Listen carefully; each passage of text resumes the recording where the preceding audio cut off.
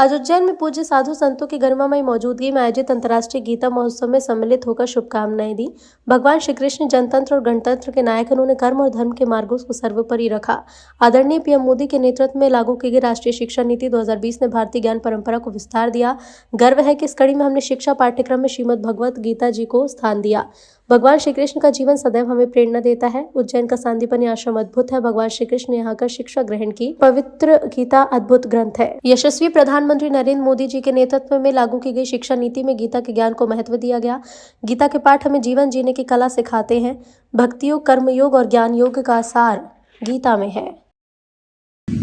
भगवान कृष्ण के जन्म के साथ कंस को मारने के बाद भगवान ने शिक्षा ग्रहण करने के लिए उज्जैनी की तरफ कदम बढ़ाए और यहाँ का सांदीपनि आश्रम एक अलग प्रकार के आनंद में भर गया।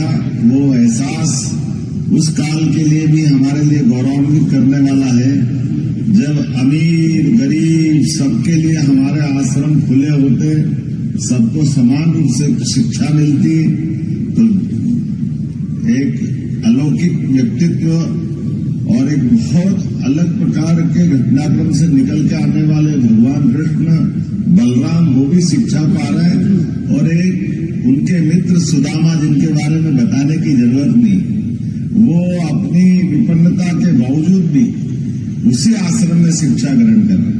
और हमारे लिए उस घटनाक्रम के भी कई इतिहास, लेकिन भगवान कृष्ण के जीवन की तरफ अगर देखें तो वो हमको सदैव प्रेरणा देते हैं। कंस को मारने के बाद कुर्सी के बजाय पढ़ने को महत्व देना, ये हमारे विद्यार्थियों के लिए, सबके लिए जीवन में सबक कि वो न केवल शिक्षा के प्रति अपना भाव बढ़ाते हैं, बल्कि एक तरह से जब शिक्षा दिखती है तो कुर्सी भी तैयार थी, सिंहासन भी तैयार थी। वो कंस का राज्य भी छोटा मोटा नहीं था, लेकिन कुर्सी पे न बैठते हुए शिक्षा की महत्ता क्या है और ये बता भी दिया उज्जैन ने कि जब वो शिक्षा ग्रहण करने आए तो उज्जैन का विद्यार्थी एक आश्रम से, आचार्य सांदीपनि से शिक्षा ग्रहण करते हुए किस प्रकार का व्यक्तित्व दुनिया देखती है। और आचार्य सांदीपनि के शब्दों में कृष्ण वंदे जगत गुरु, अपने शिष्य को अपने सामने आचार्य के रूप में देखना, जगत गुरु की पदवी देना, ये केवल उज्जैन में सांदीपनि ऋषि कर सकते हैं, आचार्य कर सकते हैं। ये भी इतिहास न्याय बना है। पवित्र गीता तो वाकई में इतना पवित्र ग्रंथ है जिसमें सब कुछ है। गीता जी के लिए वाकई गीता से बढ़ के कोई ग्रंथ नहीं। अंतर्राष्ट्रीय गीता महोत्सव मध्य प्रदेश सरकार की तरफ से मनाने के लिए मैं हमारे अपने यशस्वी प्रधानमंत्री का जोरदार अभिनंदन करें, श्रीमान नरेंद्र मोदी जी,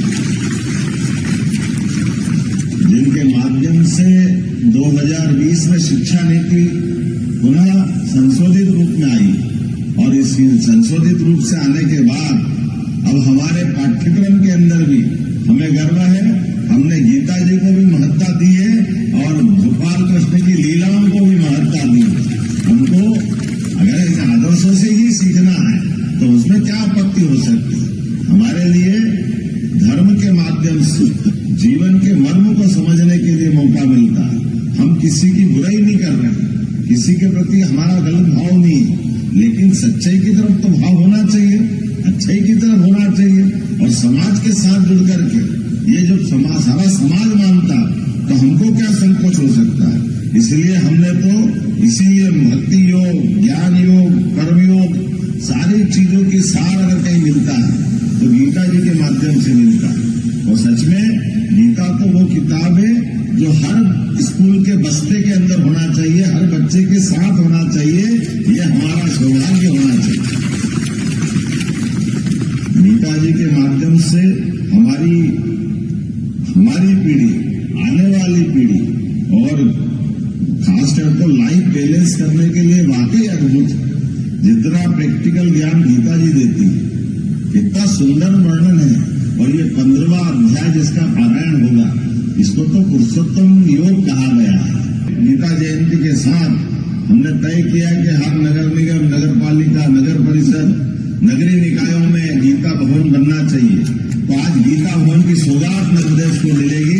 हमारे इंदौर राजवाड़ा के पास ये गीता भवन की सौगात के माध्यम से हमारी सभी प्रकार की गतिविधियों का संचालन करने के लिए गीता भवन से अच्छा कौन सा भवन हो सकता है, जहां पर हम अपने ऐसे सभी प्रकार के विचारों का प्रभाव भी देखेंगे। बच्चों के साथ साथ और भी बहुत सारी गतिविधियां चलेगी। लाइब्रेरी होगी, कंप्यूटर साइंस की शिक्षा की व्यवस्था होगी।